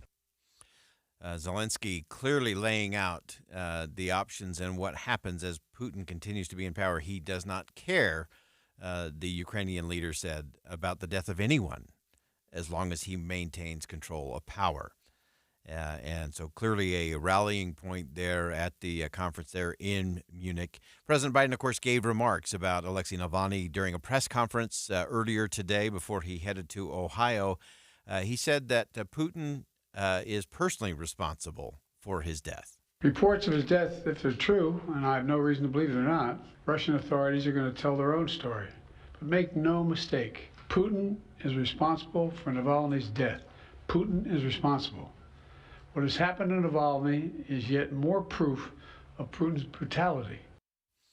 That was an important part of the president's speech this morning, and as we were sitting there listening to it in the newsroom, I was very pleased. The president was very strong, very clear, very compassionate, very connected on all of this. The president went on to talk about the heroic actions of Alexei Navalny and his choosing to return to Russia after nearly being killed, rather than live very comfortably in exile. Even in prison, he was a powerful voice for the truth. And he could have lived safely in exile after the assassination attempt on him in 2020, which nearly killed him, I might add. Instead, he returned to Russia, knowing he'd likely be imprisoned or even killed if he continued his work. But he did it anyway, because he believed so deeply in his country, in Russia. The president, as I said, was very strong. I loved the first 3/4 of the speech. It was on message. It was on principle. It was on point. It was a rallying call for freedom-loving people around the world. It was everything you would hope would come out of the Oval Office and the President of the United States in such a time as this. And then everything changed. And while I will praise the president for the first 3/4 of his speech, I think he completely unraveled it in a few moments that he couldn't resist going political. You know, we have to realize what we're dealing with Putin. All of us should reject the dangerous statements made by the previous president that invited Russia to invade our NATO allies if they weren't paying up. He said if an ally did not pay their dues, he'd encourage Russia to, quote, do whatever the hell they want. I guess I should clear my mind here a little bit and not say what I'm really thinking. But let me be clear. This is an outrageous thing for a president to say. I can't fathom. As long as I'm president, America stands by our sacred commitment to our NATO allies. And the president continued on down that path and into the question and answer portion with just more political jabs and a focus on his likely opponent for re-election, the former president. And while I get it, I don't get it. I don't think it's right. And I will criticize the president for going down that path at a moment where he had the attention of the world. He had the attention of the American people. He made great points on principle, rallying people together, calling on the better angels of our nature. And then you could even hear it in his voice. You could hear it in the cadence as he was talking. He clearly went off teleprompter. He clearly went off script because he couldn't resist trying to connect it all to try to score a political point. If you want to score some political points, that's fine. But the when to is as important as the how or the what when you're the president of the United States. Doesn't matter your political party. There are times when, as president of the United States, you stand solely with those that mourn. You stand solely with people who are being oppressed. You stand solely with those that are struggling or in the midst of war or oppression. And there are times for politics and campaigns. That's okay. It's part of the system here. But the when to is every bit as important as the how or the what you say on the political side. And this was a really bad when to. The president even caught himself saying, I should stop and clear my mind. I should clear out what I really want to say. But then he said it anyway. And that's a good lesson for all of us. If you ever have that thought, I wonder if I should say this, don't. Just stop. It's a good indicator that you're about to say something that is either untimely, unseemly, or inappropriate. So just stop. Just because you can say something, just because you do have the microphone, doesn't mean you should say something. And focus on the right things. And I think that's where we kind of missed it with the president today. I think there were some important things that he did say at the beginning, at the outset of that, which I think was great. And I think there were other things that he clearly missed. But the most important thing for all of us to think through as it relates to the death of Alexei Navalny is, where does this go next? What does the rest of the world do with Vladimir Putin? There's already sanctions. There are already things happening because of what's going on in Ukraine. Does this rally people in a bigger way? Does this get the United States Congress to step up and appropriate funds? Or is this more just a quick scathing rebuke and then business as usual and the status quo prevails? I think this is a moment in honor of Alexei Navalny where we should stand a little taller and be a little better and do a little more for the cause of freedom. All right, we'll step aside for some bottom of the hour news. More Inside Sources coming up next.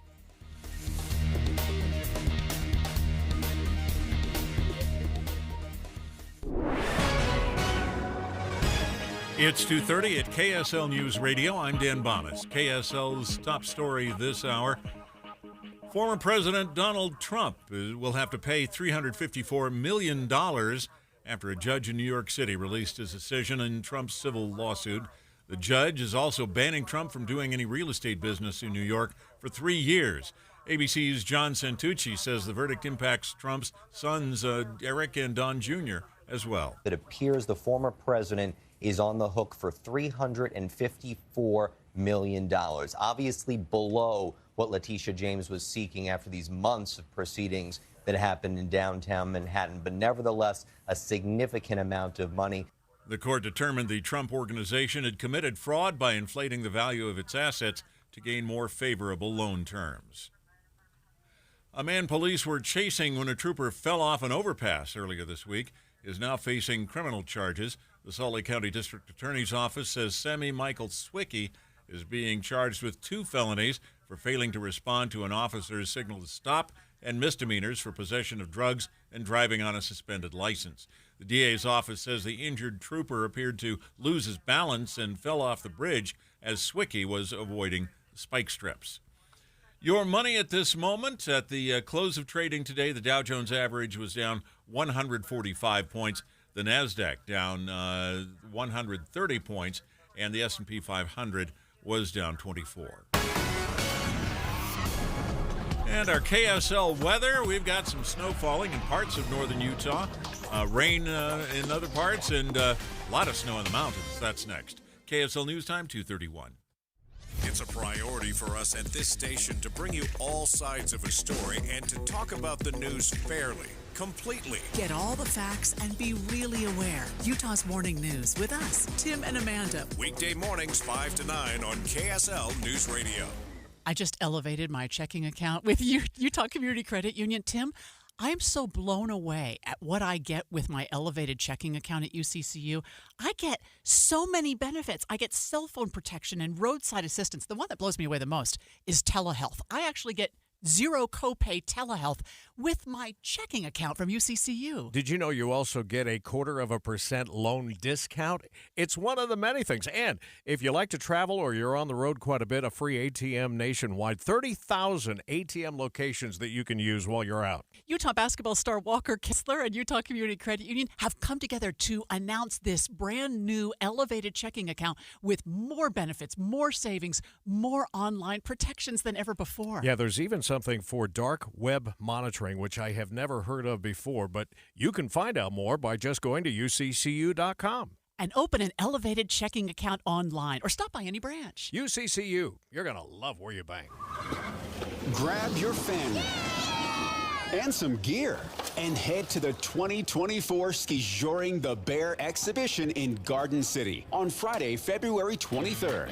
Bring your skis and join the race or attend as a spectator to watch horses pull skiers through a course with jumps.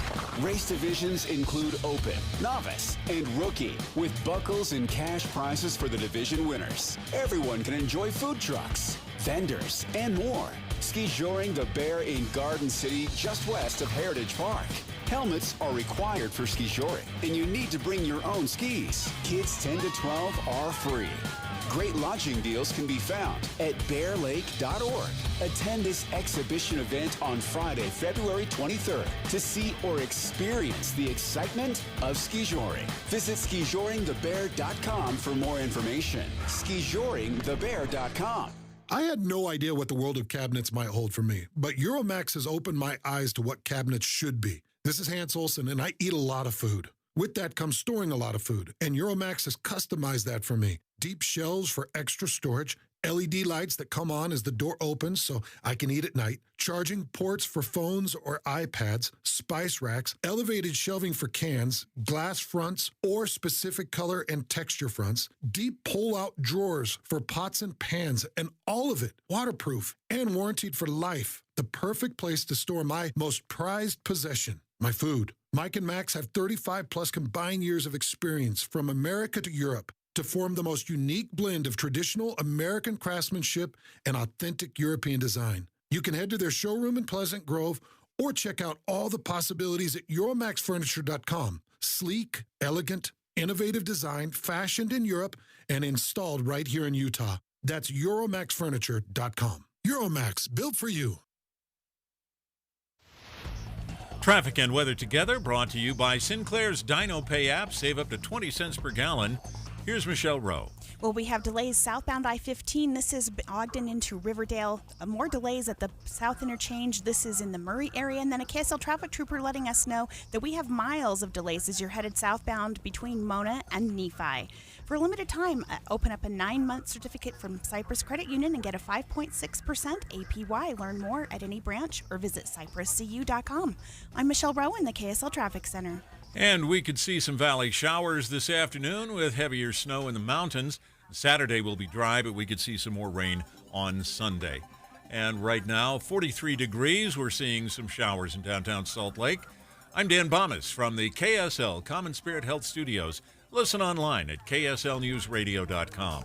We're Utah's news, traffic, and weather station. Inside Sources. Inside Sources. America's voice of reason.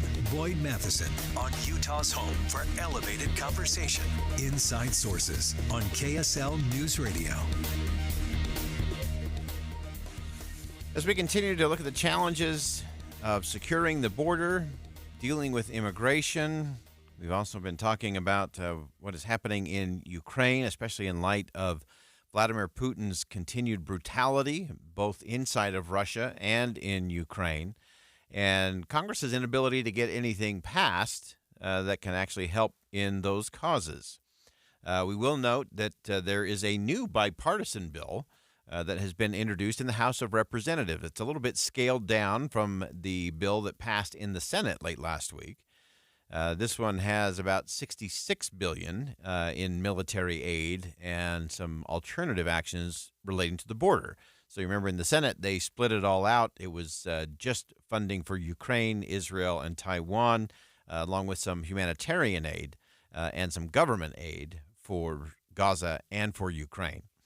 So in this new House bill, the portions of that were stripped out. Some of the Gaza funding was stripped out, and a portion of the Ukraine's funding was stripped out. So the portion that was stripped out was just the pure economic and government support aid. So this would just be military hardware and munitions, and that seems to have a lot more support. So it'll be interesting to see what Speaker of the House Mike Johnson does with this. There are about 70 representatives who signed on to it. Of course, the magic number is 218, so there's still a long, long way to go. But it will be interesting to see what the conversation is around those, and many are lumping these all together, border security and aid for Ukraine and Israel in particular. And the question will be, what does that look like? And especially in light of today's tragic news, the death of Alexei Navalny, it will be interesting to see how that changes the dynamic of that conversation, if that spurs anything. To me, the interesting thing as it relates to the border, I want to dig into this because there's some new research out today from RMG talking about how we talk about border security and immigration and some really interesting things. I think one of the things that is really important for us to point out and think again, we've been talking about immigration in this country since the beginning. And we often don't equate this. Normally when we talk about things like the Declaration of Independence, we talk about, big, bold statements in terms of the ability to pursue life, liberty, and the pursuit of happiness, that we're all created equal and so on. But you have to remember that the Declaration of Independence was a list of grievances. That's the bulk of that document, grievances against the Crown and the government in England. And while we often talk about, it was about taxes and it was about search and seizure and it was about military being able to go in and take things over or someone being able to get a fair trial, do you know what the first thing listed was? Immigration. That's a think again moment for you. That in the Declaration of Independence, one of the things the colonists were frustrated with was immigration.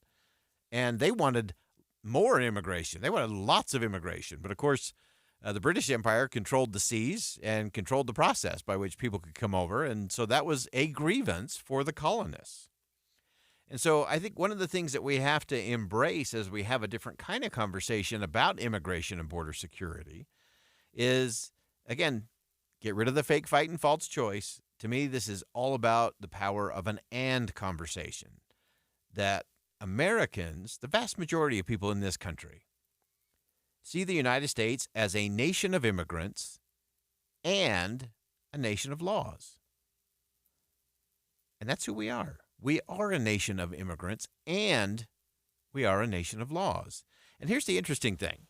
There's probably about 15% of the population who say that all immigration is good, whether it's legal or illegal. These are kind of the open border, just let everybody come. It's only about 15%. Might even be a little smaller than that. There's also about 14, 15% that say all immigration is bad, that we don't want anyone else coming in. We don't need you. We got enough people here already. Don't come. But the vast majority, 64% of Americans have an "and" thought when it comes to immigration and border security. 64% of Americans say that legal immigration is good and illegal immigration is bad for the country. So can we just start the conversation there? Vast majority of Americans. Illegal immigration is bad. Legal immigration is good and important for our future as a country. And so this leads to all kinds of conversations in terms of how we talk about this. And to me, one of the most stunning things is that most Americans blame the government on this. And this goes all the way, you can go all the way back to the Bush administration, talking about changes to immigration policy. And a lot of times over the years, we've seen promises and these big, massive, comprehensive bills coming out, thousands of pages long. And the interesting thing is that the American people just don't buy it. They don't think anybody in Washington is actually serious about securing the border and fixing the immigration system. Nobody's buying into that. Why? Because politicians have shown us over and over and over that they are completely unserious about actually solving the problem. Because they always let the politics get in the way. Because they'd much rather have a wedge issue to win a political campaign on or raise some campaign cash off of, that they don't actually want to deal with the issues. So it's interesting to me when you look at things at the border. This is, again, coming from RMG research. 70% of Americans, 70, that's a big number, favor imposing strict penalties on employers who hire illegal immigrants.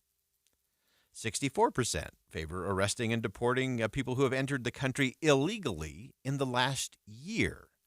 So not someone who's been in the country for a long time, not someone who's assimilated and been a great member of the community, not the dreamers, but people who have come in illegally just in the last year. So very interesting. 62% favor expanding the border wall. Interesting. And so as you look at those numbers, you can see that those in Washington, D.C. are really out of step with the vast majority of the American people. And you can break it down by all kinds of different demographics. But the ultimate conversation is that we have to have a different conversation. Not the political conversation, but the principle and the policy conversation when it comes to the border. And I think it's totally fair and totally reasonable for a lot of us to be angry or frustrated with the failure of government when it comes to border security and immigration. But we should never be angry about those who have accepted the invitation in. Presidents of both parties have created space for that to happen. Congress's abdication of their duty has been part of that process as well. And so we have to be ready to have a different kind of conversation. And it is where the American people are. We can solve this. We just have to rise up and make sure that our politicians understand that this is where we, the people, actually are. We'll be right back.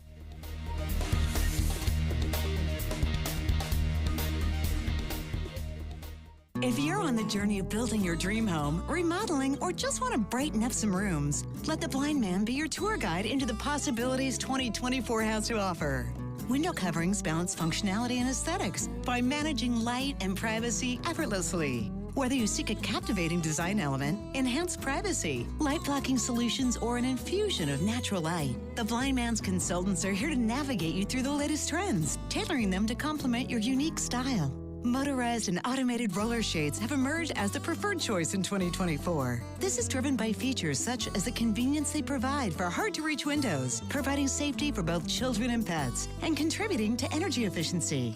The Blind Man's experts would love to help you explore the options along your journey. Visit theblindman.com today to set up a free in-home consultation. Theblindman.com. From Ogden to St. George, Utah's premier window covering provider, The Blind Man. Guys, did you know your testosterone affects everything in your system, including how you feel and perform every day? Right now, Revive Men's Health Salt Lake City will check your testosterone for free. Knowing your T levels is the first step in understanding if you have low T. Your testosterone level impacts your energy, libido, sleep, weight, hair loss, mood, and even ED. Maintaining an appropriate T level can change your whole life. Most men start to see changes in their hormone levels in their 30s. Experience and results matter. So what are you waiting for? Get your T levels checked today by local, experienced, and trusted men's health experts. They've helped thousands of men since 2011. They're so confident they can help you, they even guarantee it. Call Revive today and schedule your free testosterone test, free exam, and free consultation. Call Revive Men's Health at 801-263-7777. That's 801-263-7777. Or visit ReviveMen'sHealth.com. 37,000, 25, 1. These are the three numbers to remember to get the visibility and control you need to make the right business decisions instantly. 37,000. That's the number of businesses which have upgraded to NetSuite by Oracle. NetSuite is the #1 cloud financial system, streamlining accounting, financial management, inventory, HR, and more. 25. NetSuite turns 25 this year. That's 25 years of helping businesses do more with less, close their books in days, not weeks, and drive down expenses. 1. Because your business is one of a kind, so you get a customized solution for all of your KPIs in one efficient system with one source of truth. Manage risk, get reliable forecasts, and improve margins. Everything you need to grow, all in one place. Right now, download NetSuite's popular KPI checklist designed to give you consistently excellent performance absolutely free at netsuite.com/company. That's netsuite.com/company to get your own KPI checklist. netsuite.com/company. Hi, this is Doug Wright. Over the years, I've talked a lot about hard water takes years off the life of water heaters and other appliances in your home. Leaves scum on the shower walls, and you almost need a jackhammer to remove that. I've talked about how Connecticut of Utah, an authorized Connecticut dealer, their water softeners are maintenance-free. You just don't need adjustment, and they do the job with 2/3 less salt than other softeners. But today, I want to talk about the exhilarating feeling of stepping into a hot bath or shower and feeling that pure, soft water cascade over your skin. It feels like every pore in your body wants to stand up and start singing. And afterward, there are no itchy hard water deposits sticking all over you. You really should look into a soft water system from Connecticut of Utah, an authorized Connecticut dealer. You can learn more about Connecticut by giving them a call at 801-576-8600 or log on to Softwater Utah. Connecticut of Utah, an authorized Connecticut dealer. Then sit back and enjoy your shower even more. Getting help with plumbing repairs is easier than you think. All you have to do is call Any Hour Services or schedule an appointment at anyhourservices.com. No one helps more homeowners than Any Hour Services. This Monday Tax Tip is brought to you by Susan Spears, CEO of the Utah Association of CPAs. In 2021, Congress passed the Corporate Transparency Act. This law creates a new beneficial ownership information reporting requirement as part of the U.S. government's efforts to make it harder for bad actors to hide behind anonymous entities as part of illicit financial activities. In the U.S., it is estimated that 32 million companies will be required to make this filing to the Financial Crimes Enforcement Network, FinCEN. To find out if your organization is exempt, contact your CPA. Get the most out of your income tax preparation when you hire a CPA. Go to uacpa.org to find a CPA that's right for you. That's uacpa.org. uacpa.org. Listen to KSL on Monday for more tax tips from the Utah Association of CPAs. Bish's is skipping this year's big RV show for a big reason. It costs each dealer a fortune, and guess who gets stuck with the bill? Yep, you. So skip the big show expense and come to the Bish's Better Than Show pricing event for free admission, free parking, and better than show pricing on new and used RVs. Only at Bish's RV in Salt Lake and American Fork, February 12th through the 17th and President's Day. Better pricing's big, but better selection? That's huge. Instead of spending your money to see a handful of models hauled to the show, you're getting better than show pricing on our entire inventory of new and used RVs. You'll find pricing as low as $140 per month on approved credits, plus clearance pricing on all remaining new 2023s. You'll also make 0 payments until May on approved credit and get generous trade-in offers on your current RV. Start shopping now at skipthervshow.com. Better brands, bigger selection, lower than show pricing, and free admission? Why settle? Come to the Better Than Show pricing event at Bish's RV in Salt Lake and American Fork, February 12th through the 17th and President's Day. Bish's RV, where memories begin. Stock number 73504 and 76976. Based on 20% down, 8.99% APR for 180 months. Subject to prior sale. See dealer for details. See the high-flying dunks, show-stopping blocks, and crowd-silencing threes at Delta Center this season. With an action-packed schedule, it's easy to get to a Jazz game. Pick out an unmissable matchup, or just a tip-off time that works for you. It's time to put on your Jazz gear and head to the game. Come with a friend, a loved one, or as a group. See all available tickets and options at utahjazz.com or call or text 801-355-DUNK. Inside Sources with Boyd Matheson. When we're trying to digest the news of the day, we have to remember that instant certainty is the enemy of truth. A flashy headline may distract you from the real issue and the important conversations underneath. Inside Sources with Boyd Matheson, 1 to 3 on KSL News Radio. With the 3 things you need to know this hour, I'm Dan Bomas. First, former President Trump has been ordered to pay more than $350 million in a civil fraud case. He's also banned from running a real estate business in the state of New York. Second, a high school swim coach in Utah has been arrested and accused of assaulting athletes. And third, the man arrested after a police chase that led to a trooper falling off a freeway overpass is now facing criminal charges. 43 degrees with some showers in downtown Salt Lake. And back to Inside Sources on KSL News Radio. Hear elevated conversation on crucial issues. Boyd Matheson on Inside Sources. Welcome back to Inside Sources here on KSL News Radio. It's great to be with you today, as always. I am Boyd Matheson, and as we round out the program today, I've been thinking a lot since my conversation and interview with Yeonmi Park, a defector from North Korea, talking through the different empires that she lived under, the fact that she lived under an oppressive empire in North Korea, that she was then in China, sold into slavery, but ultimately ended up here in an empire that was free. And so all of this conversation, all of the things that we've been talking about as it relates to empires has actually got me thinking about something else that I shared on Sunday edition this past week that I want to pass along because it's a different kind of empire. It's an empire of the mind.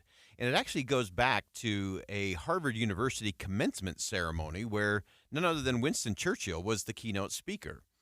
And Winston Churchill at Harvard spoke somewhat prophetically about predicting the collapse of the most dominant military and political empires, and that the world would then enter a new phase of development. The new phase, Winston Churchill foretold, was going to be one where creativity, innovation, ingenuity, personal initiative would really rule the day.